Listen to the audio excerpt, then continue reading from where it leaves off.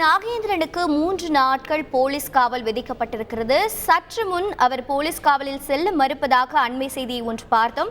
தற்போது ரவுடி நாகேந்திரனை 3 நாட்கள் போலீஸ் காவலில் எடுத்து விசாரிக்க சென்னை எழும்பூர் நீதிமன்றம் அனுமதி வழங்கியிருக்கிறது. விவரங்களை செய்தியாளர் சாலமன் வழங்கிட கேட்கலாம். சாலமன் வணக்கம், விவரங்கள் என்னென்ன? பகுஜன் சமாஜ் கட்சியினோட மாநில தலைவராக இருந்த ஆம்ஸ்டாங்கை ஒரு கும்பல் வெட்டி படுகொலை செய்த இந்த வழக்கு சம்பந்தமாக மொத்தம் 21 நபர்களை போலீசார் கைது செய்த நிலையில இதுல முக்கியமாக பார்க்கப்படக்கூடிய ரவுடி நாகேந்திரனை போலீசார் கைது செய்த. குறிப்பாக கைது செய்யப்பட்ட அவரை நீதிமன்ற காவல்ல அடைப்பதற்காக இன்று மதியம் எழும்பூர் நீதிமன்றத்துக்கு வேலூர் சிறையிலிருந்து அவர் அழைத்து வரப்பட்டார். மேலும் இது மட்டுமின்றி அவரை 7 நாட்கள் போலீஸ் காவல்ல எடுத்து விசாரிக்கவும் மனு தாக்கல் போலீசார் தரப்புல செய்யப்பட்டது. இதனை இரு தரப்பு வாதங்களையும் எழும்பூர் நீதிபதி ஜெகதீஷ் தீவிரமாக விசாரணை செய்தார்.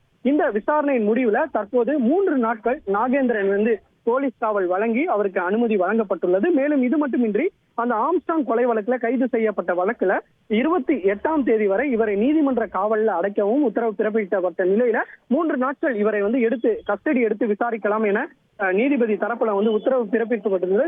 இதனைத் தொடர்ந்து அவரை போலீஸ் பாதுகாப்போடு தனி இடத்துல வைத்து விசாரணை மேற்கொள்ள திட்டமிட்டிருப்பதாக போலீசார் தரப்புல தெரிவிக்கும். குறிப்பாக இவர் தான் ஸ்கெட்ச் போட்டு கொடுத்ததுல முக்கியமான நபர் என பார்க்கக்கூடியதால் அவரை தனி இடத்துல வைத்து ஏற்கனவே அஸ்வத்தாமனை காவலில் எடுத்து விசாரணை மேற்கொண்டு வரும் நிலையில அவரது தந்தையான ரவுடியுமான நாகேந்திரனும் தற்போது போலீஸ் காவலில் எடுத்து விசாரணை செய்யப்பட்டுள்ளனர். 2 பேரையும் தனித்தனியாக வைத்து விசாரணை மேற்கொள்ளும். குறிப்பாக இவர் மருத்துவமனைக்கு, அதாவது டயாலிசிஸ் என்று கூறி மருத்துவமனைக்கு செல்லும் போதெல்லாம் அஸ்வத்தாமனிடம் செல்போன்ல தொடர்பு கொண்டு ஆம்ஸ்டாங்கிற்கு ஸ்கெட்ச் போடுவதற்காக இவர் ஐடியா கொடுத்ததாக போலீசார் விசாரணையில தெரிய வந்ததை அடுத்து இவரை மேற்கொண்டு வருகிறது. குறிப்பாக வழக்கு தொடர்பாக யாருக்கு முக்கிய காரணமாக செயல்பட்டுள்ளனர், மேலும் இந்த கொலையில ஏதேனும் பண உதவிகள் ஏதேனும் கொடுத்துள்ளனரா என்ற முழு கோணங்கள்ல விசாரணை செய்ய தற்போது தீவிரமாக போலீசார் இறங்கி உள்ளனர். 2 பேரையும் தனித்தனியாக எடுத்து விசாரணை செய்திருப்பதால் இந்த வழக்கானது அடுத்த கட்டத்திற்கு செல்ல வாய்ப்பு இருப்பதாக போலீசார் தரப்புல தெரிவிக்கப்பட்டுள்ளது.